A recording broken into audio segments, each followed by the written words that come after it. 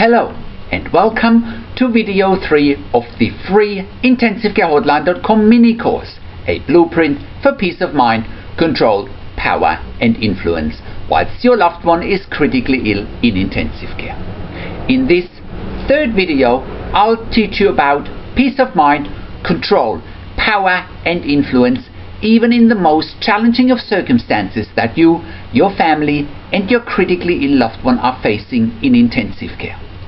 Remember, the biggest challenges in intensive care are where your critically ill loved one is either very unstable and in a very critical condition, or they may be in a life-threatening situation, or your loved one may be in intensive care for long-term treatments and long-term stays, or they may be having a severe or traumatic head or brain injury, or they are even approaching their end of life in intensive care.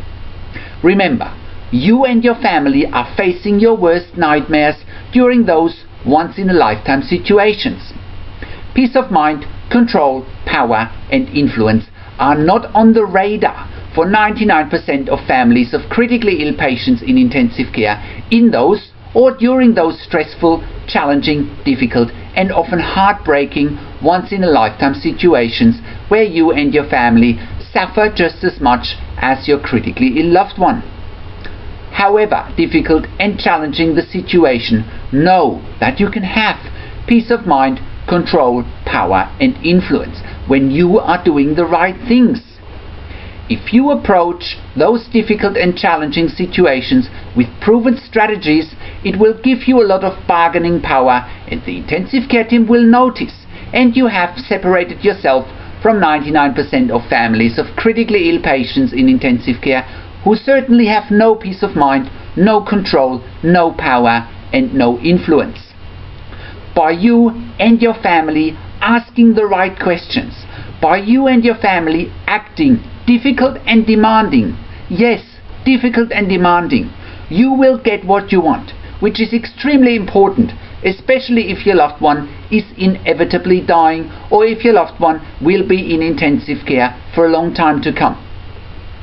You and your family must and can overcome those perceived barriers, the perceived power and the perceived authority that the intensive care team has in those difficult and challenging situations, and you must turn the dynamics in your favor. Remember, 99% of families of critically ill patients have no clue or believe that this is even a possibility. You also need to make a few counterintuitive moves in order to achieve peace of mind, control, power and influence. And you need to go against the grain. Again, look at what other families of critically ill patients in intensive care are doing and do the complete opposite. And don't do what society has wrongly conditioned you to do for centuries, that we should have blind faith in doctors and hospitals. Your job is to believe that you can turn the dynamics around and become a master of your own destiny.